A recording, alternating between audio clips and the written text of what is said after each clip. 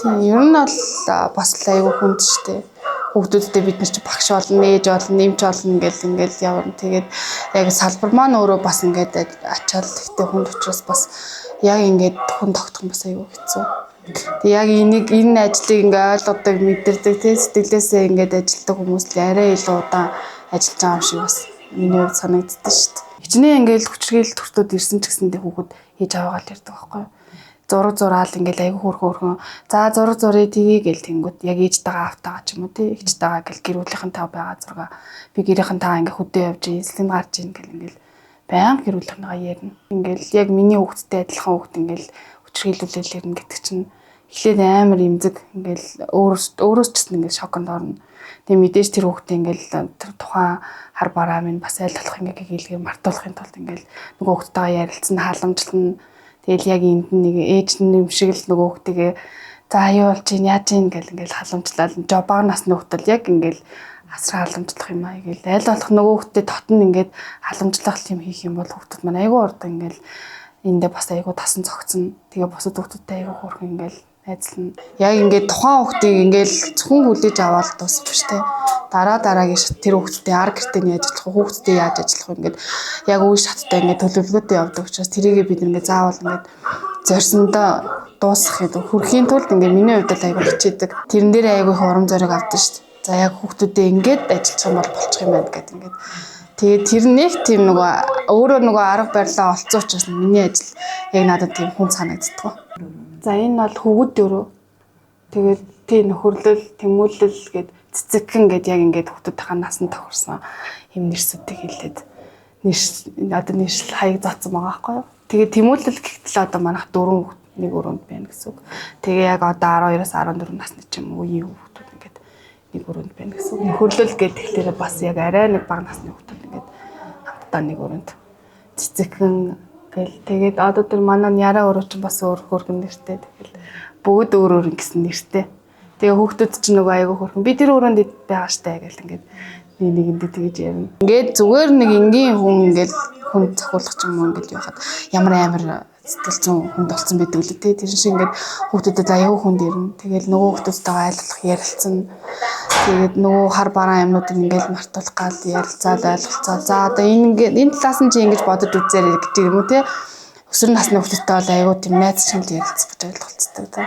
Тэгжээж ер нь бол хүүхдүүд ингээд яг ингээд за энэ багш ингэсэн юм байна. Одоо би хүүхэд хүлээж авах юм бол би тэр хүүхдийнхээ асуудлыг шийдэгдэл юм уу тий ар гэрт нэгдэл ч юм уу би л тэр хүүхдтэйгээ ярилцдаг. Ер нь бол яг надад итгээ тэр хүүхд ярьсан учраас би тэр хүүхдтэйгээ л яг тэр уулзалтад тусгана л гэсэн үг. Бидний хувьд бол бас орон тойрны хувьд бол бас хүрэлцэн муутай. Одоо жишээлбэл бид хэд 0-оос одоо 17 насны бага насны 8 хүүхэд нэг шөнө хонлоо гэхэд нэг нийгмийн ажилтан нэг одоо хамгаалагч л хондог. Тэгэхээр бол ачааллын хувьд маш хүнд.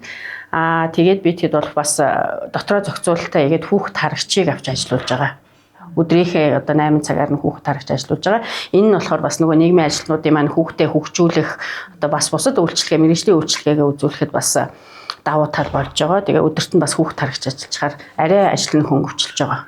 Ер нь бол ачаал маш их 9 одоо айлын 8-аас 9 жоох хүүхдийг ганцаархнаа шөнө аваад хоноход 3 ихэр хүүхэд жишээлбэл 3 талд уйлахад нэг хүн ажиллаж байгаа учраас бас хүндрэлтэй талууд бол байдаг. Би өөрөө яг айгүй энэ мэргэжлийг хүсэж ирнэ мэргэжлэр сурсан. Тэгээд ингээд манай яг нийгмийн ажил гэдэг чинь өөрөө бас давхар ингээд нөгөө халамжлах штэ. Ер нь бол ингээд бүхэл хаал газар ингээд адилхан нийгмийн ажилтан бүхэл юмтай ингээд зуралдаал ингээд явж идэг.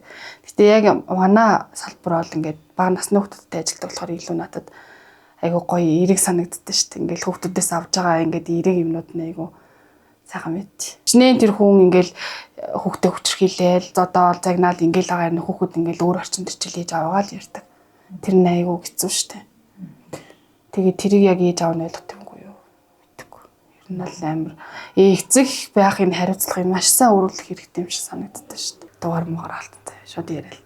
Өнөр багш шүү. Тийм ээ хин бэ ингээл нөө би нөө тэрэ наа гэ. Яаж мэдсэн тэжилсэн байсан юм аа. Над руу бүр 5 настай хүүхд гэж ирчихсэн. Тэгээдсэн чинь тэр хүүхдээ имэн айгу хөрхөн яриа. Өө бист багштай ярмаар юм гэд манай охин тэгээд болтгүй гэд. Тэгээ бүр миний дугаарыг чийжилсэн. Тэгээ над руу яриад бист айгу гоё аваа штэ. Тэгээд өөртөө айгу хөрхөн ярина, холбоотой байна. Тэгэл Яг нэг тийм хүүхдүүд ярихаар айгүй амардаг шүү дээ. Ингээд сэтгэл амар яваа зайшгүй дээ гэл ингээд нэг хүүхд ч гэсэн тэгээ явж байвал гэж бодлоо амар хамраад. Дундаа ангийн ч юм уу осор насны хүүхдүүд ирэх юм бол яг мэдээж хичээлд нь явуулна. Хичээл тэрнийхээ дагуу тэгээд хичээл даалгавар юу байна те тэрийг нь хамтраал ингээд хийн сэтгэл зүйн үйлчлэгээ үзүүлнэ. 7 хоногт 3 удаа ерөнхийдөө сэтгэл зүйн зөвлөгөө өгч ажиллаж байгаа. Одоо нөгөө нэг цагдаа нар хүүхдийн зов буухаар харигдтал тэгслээ гэж ярьдаг шиг ер нь бол яг нэг тийм хүүхдийн мөнгө буух ч юм уу те эсвэл баяр ёслол үеэр айгүй бодлоготой л байдаг шүү дээ. Ерөөсөө л ихэнх хүүхдүүдийн яг хүчрхийллийн яг цаад хэлбэрийг ингээд судлахаар ар гэр нэрний хамааралтай. Эцэг нь хоёулаа нэрний хамааралтай. Ер нь бол хамгаалах байр чинь 30 хүртэлх хоног гэж байгаа боловч зарим тохиолдолд бол 360 хоног, зарим нь бүр тэрнээс ч илүү хоног асран хамгаалах тохиолдлууд байдаг. Хүүхдүүдийн ээж аав нь одоо эрен сурвалжлагч байгаа авах одоо архины хамааралтай авах боломжгүй ийм хүүхдүүдийн хувьд шийдвэрлэгдэл нь бас нэлээдгүй удаан хугацааг өнгөрөөдөг. Ер нь бол гэр бүлийн одоо хууль маань яаралтай шинжлэхдээ батлагдах хэрэгтэй байгаа. Одоо маш удаан одоо дээр үед одоо нэлээд олон жилийн өмнө батлагдсан хуулиар одоогийн нийгэмд яаж одоо гэр бүлийн асуудлыг зохицуулах вэ? Тэгэхээр одоо зайлшгүй хамгийн энэ тэргуунд бол гэр бүлийн хүчирхийлэлтэд тэмцэх тухай хууль, гэр бүлийн хуулиа шинжилэн батлах хэрэгцээ шаардлага бол байгаад байгаа. Эцэг эхийн хариуцлагыг сайжруулах нь энэ чухал байна. Мөн одоо гэр бүл төлөвлөлт те анханасаа гэр бүл төлөвлөлтөндөө одоо өсвөр насны хүүхдүүдэд те тийм хичээлийг ордгоо, сургалт хийдгүү тэр зүйлүүдээр бол онцгой анхаарах хэрэгцээ шаардлага бол өнөөдөр байна. Нийт одоо хүүхдүүдийн 70 гаруй хувь нь гэр бүлийн орчиндөө хүчирхийлэлт өртсөн хүүхдүүд ирдэг. Тэгээл мөн одоо яг энд аав ээжийн зүгээс асран хамгаалагч танил тал те бүх одоо ойр дотныхоо хүмүүсээс хүчирхийлэлт өртөөд энэ хүүхдүүд маань хамгаалах байранд ирсэн байдаг.